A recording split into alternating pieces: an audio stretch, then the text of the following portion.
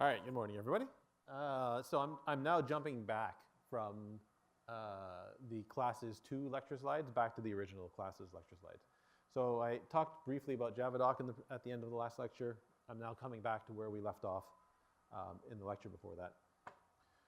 All right, so the situation we're in is that we want to implement a class because we want our own user-defined type. Right, now, probably the simplest types of class, well, one of the simpler types of classes that you can implement is a class that represents some kind of value. Right? So by value, I mean something like a name or a date or a color, maybe a mathematical point. Right? So from the Java standard library, there are value type classes like string, date, integer. Right? Other examples would be something like a playing card or a domino, I guess if you play dominoes. Games are a good source of games are a good source of motivations for implementing value type classes.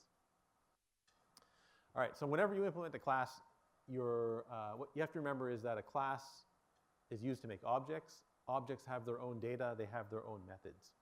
Right? And so the trick here is that you have to look at the thing that you're trying to create, decide what variables do you need to represent the state of an object, right? So if I'm implementing a string, right, how am I going to hold the characters of the string, right? If I'm implementing a date, right, how do I hold the year, the month, the day? If time is part of that, how do you hold the time, right? If the time zone is part of that, how do you hold the time zone, and so on and so forth.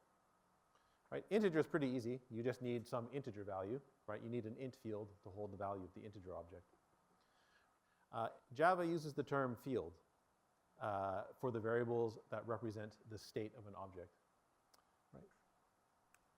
Okay, so here's an example of a point2 class. Right? So a point2 class is meant to represent a two-dimensional point. Right? The point has an x and a y coordinate, and the x and the y coordinates are supposed to be real values, or supposed to represent real values. So when you make your class, right, it's public class point2, right? And then you declare your variables, typically at the start of the class, but they can go anywhere in the class, right? Normally, most people put them at the top. Right? And so our variables are called x and y, right? Their types are double and double, and they're both marked as being private, right? So over here, you now get an explanation of what about what the keyword public means. Right? So a public class means that any user is able to use the class. Right? So any class, a public class is visible to all other classes. Right? You just have to import the class. The fields, they also have access or can have access modifiers. Right? And so a private field is only visible inside the class body itself. Right? So the names x and y, they are visible inside this brace and this brace, right? Starting from where they're declared. Is that true? Actually, it's not starting from where they're declared. They're visible anywhere inside the braces in Java. Right? Okay, so a top-level class is a class that is not inside of another class. Right? So in Java, you can put a class inside of another class. That class can have a class inside of it, and so on and so on and so forth. So you can nest classes. Here we're interested in top-level classes. Right? So a class that is on its own. Right? And so our point2 class is a top-level class.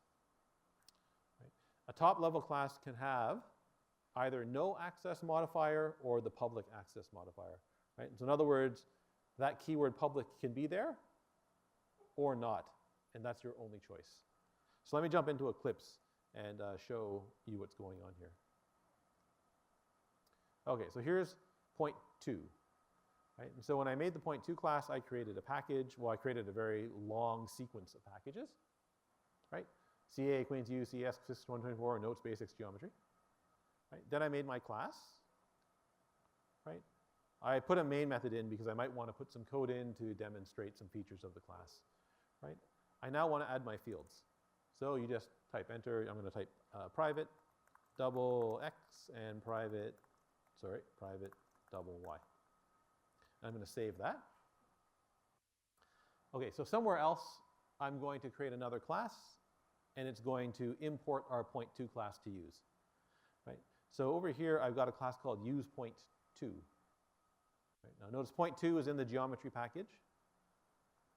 usePoint2 is not, right? So it's in the basics package. So these two classes are in different packages, right? If I want to use the point2 package, if I want to use the point2 class inside my usePoint2 class, I have to import point2. Right? So I have to import all of this nonsense. Dot geometry dot point2. Okay, now inside the main method of usePoint2, I can make a point2 object. So point2p equals new point2. Like that. Right? And notice Eclipse is happy, right? There's no red or orange inside the editor. So apparently Eclipse thinks that this is perfectly valid Java code. Right? I can save that. I can run it. Nothing's going to happen because I'm not doing anything. But it compiles and runs just fine. Right? So if I take away the public modifier here on point2, so I'm going to delete it, save that. Right? Now when you go to use point2, there's a problem. Right? So notice here, there's a red X here, there's a red X here, and it's highlighting some stuff here. If you hover over the error, right, it tells you that point2 is not visible. Right? And so if your class has no public access modifier, right, then that class is not visible outside of its package. Right? Use point2 is outside of the geometry package. Right? So it can't use the point2 class. It can't even import it, right? So it's not visible. That's what the access modifier means, right? So that's what this access modifier in front of class means, right? If it's public, any class that imports the class can use it, right? If it's not public, then only classes inside the same package can use it. So to illustrate that point, right, inside the geometry package, I can make a new class. I will call it also use point2. Right, we'll put in a little main method. Right, inside the main method, I can use the point2 class. Right, without any issues. Right, no errors. So this works just fine. Right, so if the class has no access modifier, then it's said to be, then the class is said to have package private access. Where's where'd it go? Here. Right, so no access modifier, that's called package private. Right, the class is visible only inside of its own package. Right, it's not even visible inside of the sub-packages of that package. Right, so if I was to make another package inside geometry, right, the point2 class is still not visible inside those sub-packages. Right, it's only visible to the package itself. This is one of the mechanisms that Java uses for modularity. Right? So it restricts the visibility of the class to a single package. Right? Normally, you don't do this. Right? So normally, when you make a top-level class, that class is meant to be used by other classes, possibly outside the package. Right? So normally, your class has a public access modifier. When you would use a package private class is when you want to hide something about the implementation of a class from other users. Right? We'll see examples of those, I guess, quite a bit later on in the course. So for now, everything's public. Right? Or all of our classes are public, right? So that other classes can use them without having to be in the same package. Okay, what about our fields? So the fields can also have access modifiers. They can have 4 different access modifiers. Right? So they can be private, which means that the field is visible only inside of the class itself. Right? So back here, our point2 class, right? Our fields have private access, private access modifiers.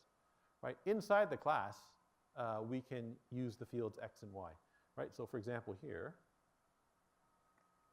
right, I can make a point2 object. Point2p equals new point2. Like that. Right? And now I can access the field. Right? So I can write p.x equals 1, and I can write p.y equals 2, for example. So to access the field, you need a reference to a point2 object, right? So P is my reference to a point2 object, right? P.x means get the x coordinate of the point referred to by P, right? P.y means get the y coordinate of the point referred to by P, right? I'm inside the class, right? So I'm inside the point2 class, so I can access these fields directly by name, right? If I'm outside of the class, oh wait, I have to turn this back to public. Okay, so remember, the access modifier in the class just means is the class visible, right? The fields have their own access modifier. So if I'm in use point2, right, I can make a point2 object. But if I try to access P.x, right, it fails. So notice Eclipse indicates, highlights that in red, and it says the field point2x is not visible, right? Why is it not visible? Because in point2, the field was marked as being private, right? So it's not visible outside of the class itself. Okay, now by default, right, so if you don't know what access modifier to give your field, normally you just pick private, right? That is the most restrictive access modifier, right? And so it prevents other classes or other objects from modifying the fields directly by name.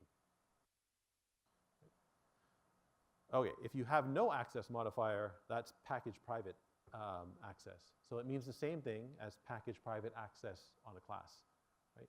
Other classes in the same package can use the field directly by name. Classes outside of the package cannot. Right? So, wait, what's going on? Okay. Right, remove the access modifier. So x and y are now package private. Right, inside the class, no problem. I can access those fields. Outside of the class, still can't access the field. Oh, sorry, outside of the package, I still can't access the field. Inside the package, I can access the field.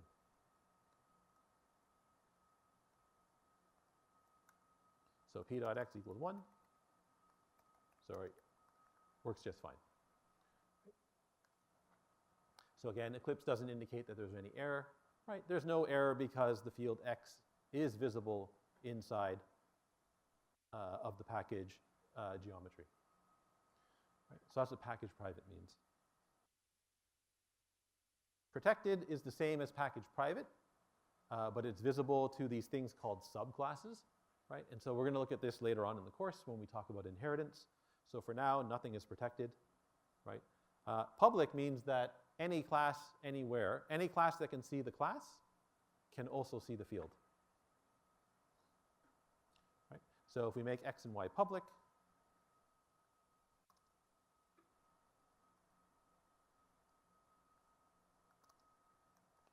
right, I can access x and y directly by name inside the class. Outside of the package, I can access x and y directly by name. Right? Inside the same package, I can access x and y directly by name. Right? And so the access modifiers that I've shown you, this is the most restrictive going to the least restrictive. Right? Generally, you don't want a public field. Right? By default, you normally pick private.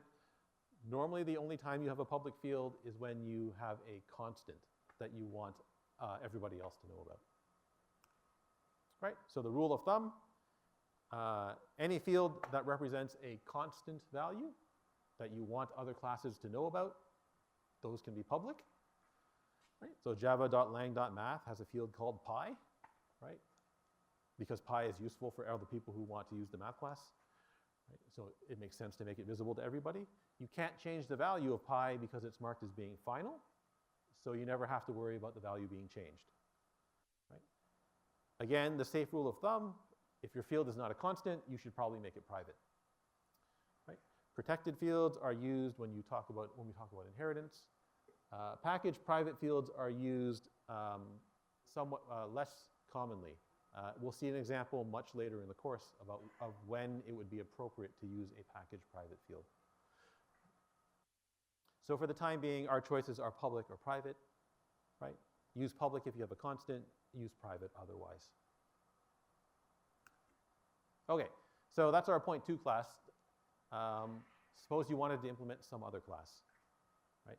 So I use the counter class a lot in this course because it's the simplest class that you can create that actually does something useful, right? And it carries on through all the way through to the end of the course.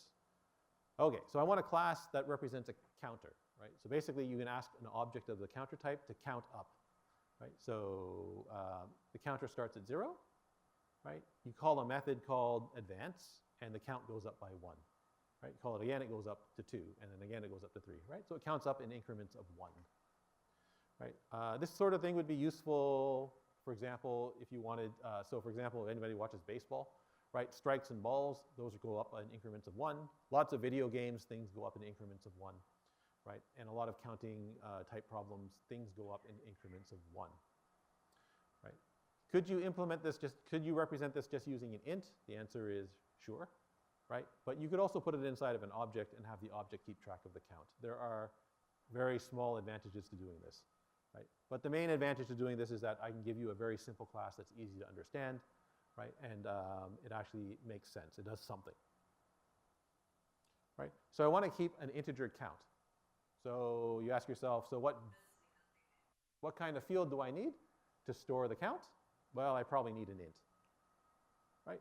So inside a package called counter, we can make a class called counter, right?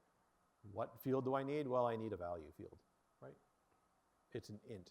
So this particular counter can count up to integer max value, right? It's private because, in this case, it's private because you don't want anybody using the counter to just randomly set the value to some arbitrary number, right? This class says, right, it counts from 0 up to max value, right? And so there's a restriction on this particular, on the value that value can take, right? It can never be negative. If you made this field public, someone could take your counter object and write c.value equals -1, right? And now this comment up here, which is a promise that the class is making, the class can no longer keep this promise, right? If that field is public, it can no longer ensure that the count is always positive or 0, right? And so it's necessary here to make this private. Okay, so how about, whoa, where's stopwatch? So actually surprisingly considerably more complicated class to implement is a stopwatch class. Okay, so we want a class that lets the user start and stop a watch, right? So when you start the watch, time starts to elapse, right? And when you stop the watch, it tells you how much time has elapsed between when you started the stopwatch and when you stopped it. Right? So all this thing does is it records the amount of time that has elapsed between starting and stopping the stopwatch. Right? And now the question is how would you represent a stopwatch? Right? So it's actually fairly tricky to do this. Right? It's especially tricky if you've never done any object-oriented programming before. Okay, so first we need to know how on earth can you get time from Java. Okay, so to get the current time, there's this method called system.nanotime. So system is the system class. It's the same class where you get print line from. Well, that's not quite true. It's the same class where you get out, and out has a print line method. Right? So nanotime gives you the most precise available system time in nanoseconds relative to some fixed but arbitrary time. Right? So in other words, nanotime returns some number as a long value. Right? That long value encodes some time in nanoseconds, right? So 10 to the -9 seconds. Right? So if you call nanotime once and then you call it a second time, you can subtract the two values and get the elapsed time. Right? So the elapsed time for a stopwatch is proportional to the stopping time minus the starting time. Right? It's proportional because it measures in nanoseconds. Our stopwatch is going to return the time in seconds. Right? So the stopwatch, its implementation is considerably more complicated. Right? So I need a starting time. So that's the time when the user presses start. Right? I need a stopping time. That's the time when the user presses stop. Right?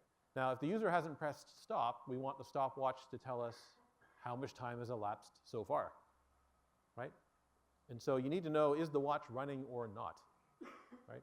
If the watch is not running, then you just want to report the total, the stop time minus the start time, right?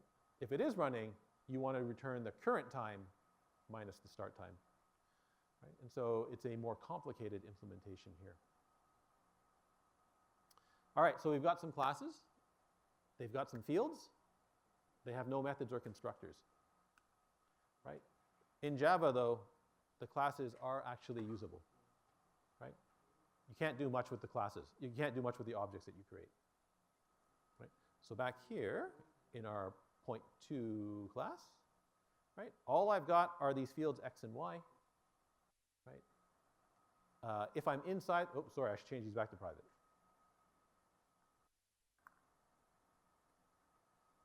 Okay, if I'm inside the class, I can do something with the fields x and y. If I'm outside of the class, I can't, right? So this class really isn't usable outside of the class itself, right? I can make an object, right? So I can call the constructor, point2 constructor, and I do get an object, right? And I can't do anything else with this thing, right? There's not really much else I can do with this thing. So it's not super usable right now, right? And so you can make, you can create a class somewhere, import the classes. That's big C counter, sorry. Sorry, counter, there's a type, there's a missing, something missing here.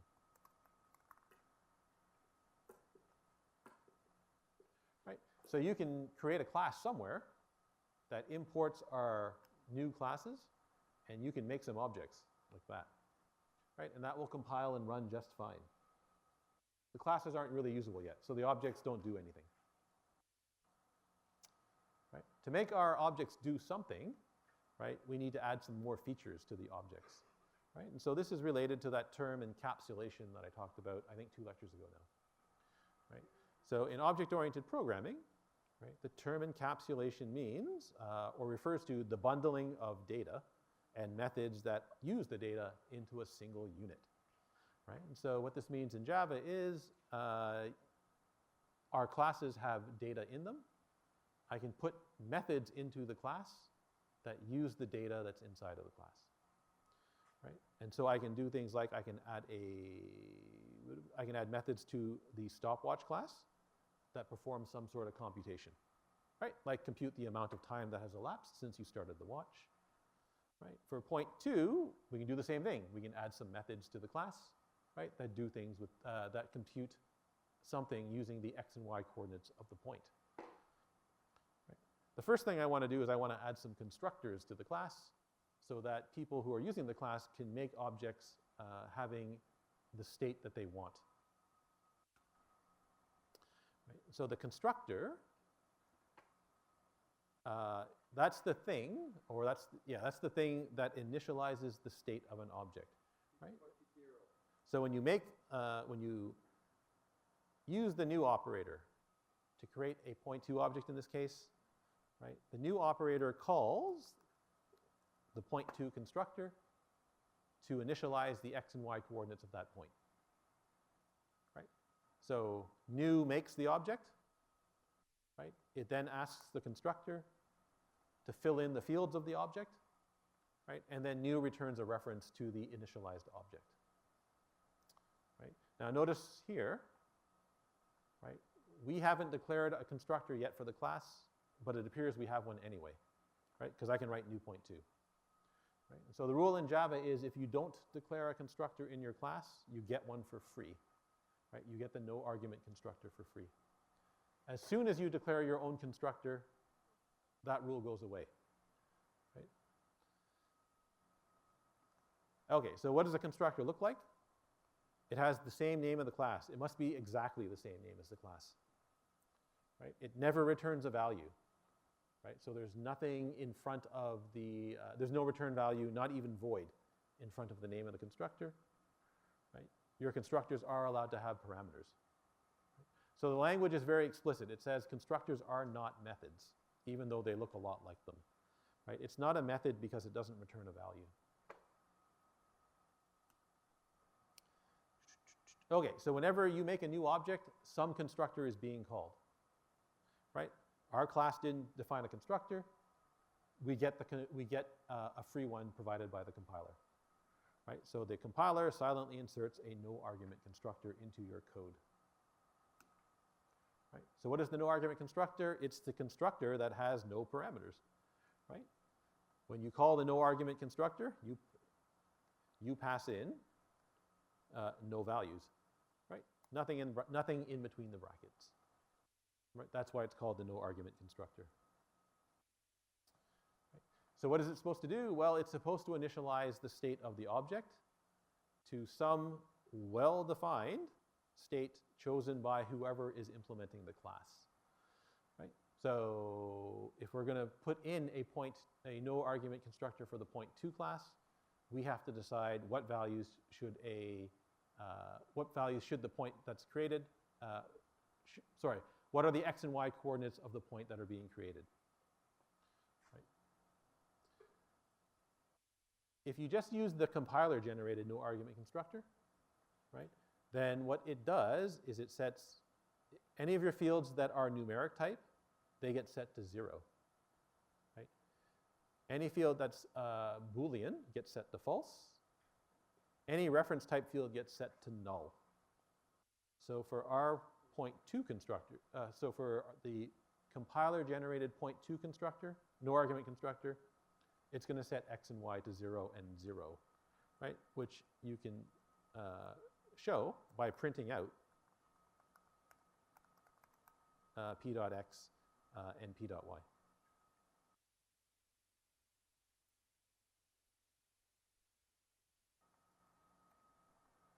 Right, so if you just print out x and y, you'll get 0, proceed.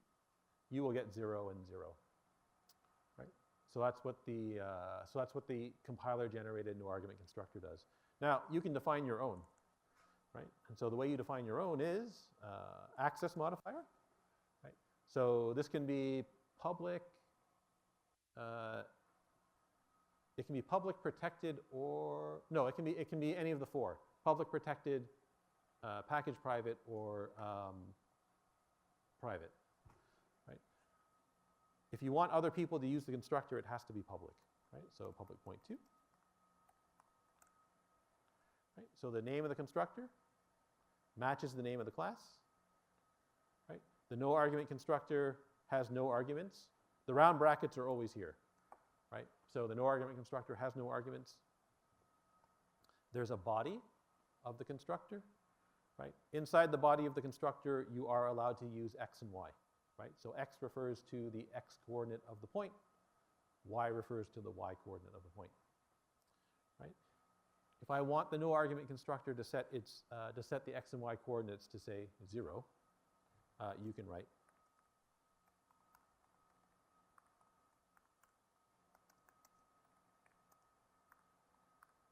that. Right? So now I've explicitly defined a no argument constructor. Right? It sets the x and y coordinates of the point being initialized to 0 and 0. Right? And so there's the, Right?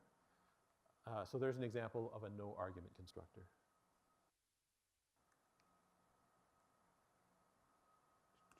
Okay, now, normally when I write this, I'm going to write it in a different way. Right? So I'm going to write it as this.x and this.y equals 0 and 0. Right? So I'm going to go back here. Notice that writing just x and y is fine. As far as Eclipse is concerned, it's fine. Right? In every lecture slide or in any assignment, solution or assignment, right, or anything else I hand you out in this course, there's always going to be a this dot hanging out in front of the field. Right? And so, back to the lecture slide. The keyword this inside of a constructor is actually a variable. Right? So it's a variable that refers to the object that is currently being initialized. Right? So inside a constructor, the keyword this is a reference to the object that is currently being initialized. Right? Now, what the heck does that mean? Right? And so what it means exactly is the following. Right? So when you call the no argument constructor, right? So I write point 2p, right? In memory, a variable p appears. Right? Here it's on line 64. Could be anywhere, right? Right. So variable p is created somewhere in memory. Right. Now on the right-hand side, we've got new point 2. Right. So new, that operator is the thing that's responsible for grabbing a chunk of memory so that we can plunk a point 2 object into that memory. Right? So we say that new allocates memory for a point 2 object. So a point 2 object appears somewhere. Right? When that point 2 object appears, it's a copy of the class. Right? So any fields that you declared in your class, x and y, right, they appear with this object. Right? So we've got a point 2 object living at address 600. It has its own copy of the fields x and y. Right? Presumably this is line 601 and this is 602. Whatever. Right? It doesn't matter. They're somewhere. Right? Okay, so the point 2 constructor now runs, right? So that's what new did. New calls the constructor, right? So the point 2 constructor is called by passing in the memory address of the object that is currently being created. Right? So the constructor runs and it gets the address 600. Right? How does it get the address 600? It's stored in the variable called this. Right? It could be anything. It could be any number here. It can't be 64 because 64 is occupied by something else. Because 64 is being used for something else. It's being used for the variable p. Right? So you can't put two things in the same place in memory. That's all that's happening here. Right? So when you run anything, when you run a constructor or a method, that constructor or method has to run in memory somewhere. Right? So the constructor appears somewhere in memory. Here it's showing up at 700. It could show up anywhere as long as it's not overwriting something else. Right? So it runs, right? It gets its own field called this. Sorry, its own parameter called this. Right? You don't declare this as a parameter yourself. Right? If you did any object-oriented programming in Python, often you'll see a parameter called self. Right? You have to put self in explicitly yourself in Python. In Java, you don't put this in explicitly. Right? It just appears inside your constructors. Also inside your methods. Right? So your constructor has a hidden parameter called this. The value of this is the address of the object being created. Right? So when you write this.x, right? Anything, right? So why? So what's the why could it be anything? Why can what be anything? 600. So when you make the object, it has to appear somewhere. Right? It doesn't matter where. It doesn't matter where as long as there's nothing else there. So I arbitrarily chose 600 here. Right? When the constructor runs, it has to run somewhere. Right? It can be anywhere as long as nothing else is there. So I arbitrarily chose 700. 700. The number doesn't matter. You could choose 650. You could choose 650 as long as there's nothing at address 650. Huh? Yes, you can choose 650 as long as there's nothing on line 650. You could choose any number. As long as there's nothing there already. How can you know that there's nothing? I'm drawing the picture so I can decide what's there or not. Okay, so the constructor runs, it gets the address of the object being created. So when you write this.x, right, the constructor knows that the object is this object at address 600, right? So this.x means go to the object at address 600 and change and access the x field, right? This.y means go to the object at address 600 and change the y field, right? So it sets this x and this y to 0 and 0, so it sets those fields x and y to 0 and 0, right? Then it returns, and when new returns, it returns the address of the newly created object, right? So P is now a reference to this point 2 object, right? The constructor goes away, right, because it's done running. All right. Any questions about this slide? Yes. Yeah. It has to run somewhere in memory, right? Anything that runs on your computer runs somewhere in memory because it's occupying, in this case, it has a parameter, right? So that parameter has to live somewhere, right? Furthermore, the method has to run somewhere. There could be extra local variables. Those local variables will appear here, right? And so it has to run somewhere, right? Anything on your computer runs somewhere in memory, right? So here I've shown it at address 700, right? If you call the constructor again, it might appear somewhere else in memory.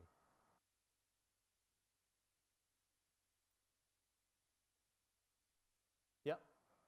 It goes away. Conceptually, it goes away. Yeah. Yeah. Conceptually, that's what happens. Yeah. Exactly what happens, who knows? It depends on how the compiler was written, how the virtual machine runs, and so on and so on and so forth. Yeah. Yes.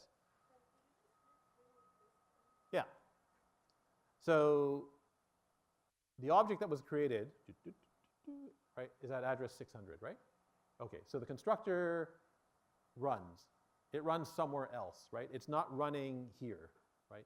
It's not running in this chunk of memory. It's running somewhere else, right? So the constructor needs to know what object are you setting the fields for, because there could be many .2 objects, right? So it needs to know which .2 object are you setting its fields for. So the designers of the language decided to give the name this to that object. That's all it means. Yeah. Any other questions? All right. So if you were to write the counter no argument constructor, it's the exact same thing, right? So if I want my counter constructor to set the starting value as 0, right? You put in a constructor, right? Exact same name as the class. Right? It's the no argument constructor, so double round bracket, nothing in between. Right? Public so that everybody can use it. Right? What do we do? Well, I need to set that to 0. So this dot value equals 0. Right? Very quickly once again, right? If I was to write that line of code, right? A variable C appears somewhere in memory, could be anywhere. Right? Step 2, new gets called. Right? New allocates memory for a new counter object. Right? So somewhere in memory, a counter object appears. Right? It's just a copy of your class. So whatever fields are in your class, they appear in your counter object. Right? So the value field appears here. Right? The constructor runs. Right? When it runs, it gets past the address of the object that was just created. So it gets past the address 550. Right? And that's stored in the variable called this. Right? The constructor now does its thing. This dot value equals 0. Right? So this object at address 550 dot value, right? That gets set to 0. Right? Constructor's done running, so it goes away. Right? New is done running, it I guess goes away, and it returns the value 550 back to the returns the value 550 back and stores that in C. Right? And the exact same thing happens with the stopwatch. So for the stopwatch, I want to set the start time to 0, I want to set the stop time to 0, and I want to set the stopwatch to be not running. Right? So that's pretty easy. Start time gets set to 0. Now, the start time is long, right? We haven't used long yet in the course, right? If you want a long literal, that's big L after the number, right? So 0L is 0 as a long value, right? The stop time is also 0, is running gets set to false, right? Now notice in all of these examples, if you didn't put the constructor in, right, the compiler will generate exactly the same thing that we just wrote, right? So we have no constructors in the class. You end up with a constructor that looks like that for stopwatch. You end up with the same one for counter that I showed you, and you end up with the same one for .2 that I showed you. The reason that these are here, though, is because I'm going to put more constructors into the class, right? And as soon as you add another constructor to the class, the no argument constructor does not get generated for you, right? So if you want a no argument constructor and you have other constructors in the class, you must put in the no argument constructor yourself. Okay, so we've got a constructor now. Later on, we're going to put in more. But now I want to add a method, right? So a method is just something, it looks like a function in Python, right? It does some sort of computation. Right? Now remember, we've implemented a bunch of static methods in the course, right? So a static method belongs to a class, right? It can do, it performs some computation. Right? Normally when you're implementing a class and the class is being used to make objects, right, most of your methods will be non-static, right? So that static word won't be there anymore, right? So a non-static method is able to use the field belonging to an object in a calculation, right? So if you have a non-static point2 method, it can use the x and y coordinates for a given point, right? Okay, so for example, I want to provide a non-static method that lets the user set the x and y coordinates of the point. So I want to provide a method called set, right? Set lets the caller specify new x and new y, and it's going to change the x and y coordinates of the point that was used to call set to new x and new y, right?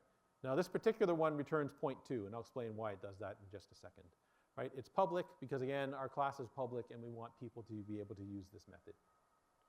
Right? So how do I set the x coordinate to new x? Right? Well, I write this dot x equals new x, and I write this dot y equals new y. Right? So let me put this into Eclipse. So public point 2.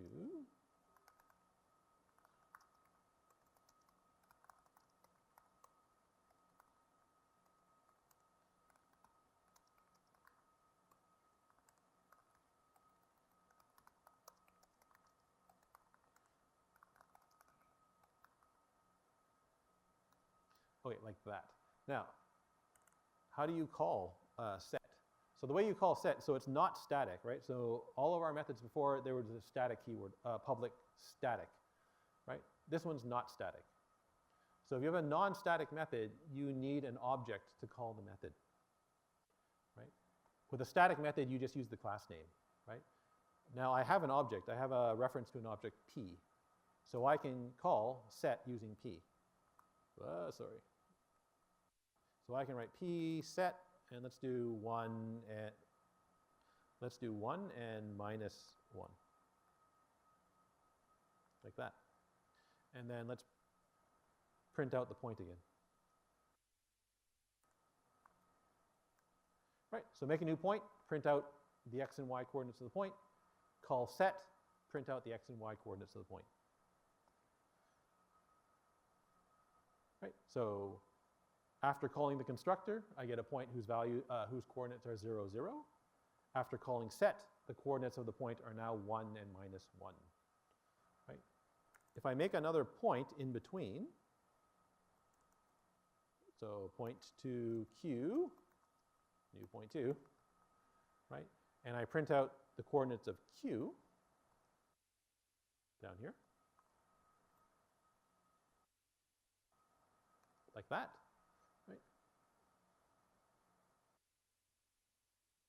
Right? So the coordinates of P are 1 and minus 1. The coordinates of Q have not changed, right? They're still 0 and 0.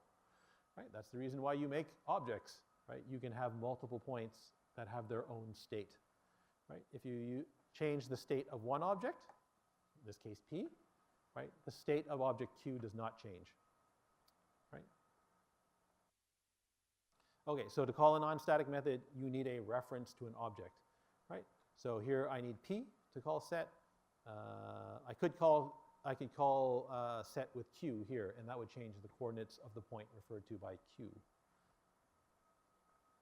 Oops. Oh, sorry, this x and this y, right. Okay, again, right, I'm writing this x and this y, but if you leave the this off,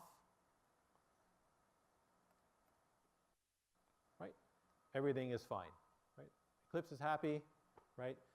It knows that you mean the x coordinate belonging to the point that you use to call set, right?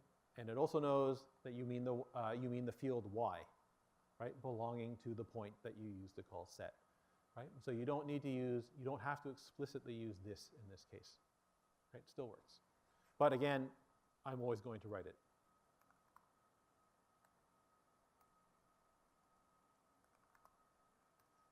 Right? And later on, probably not today, I'm going to show you an example where you have to use it.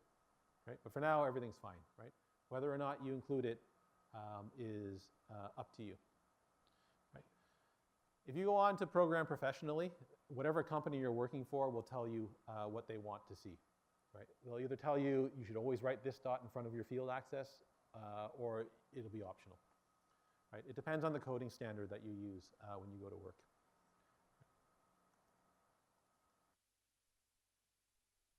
Oh, return this. I guess I should explain that. Okay, so the return this lets you do something. I guess, somewhat interesting with this particular method.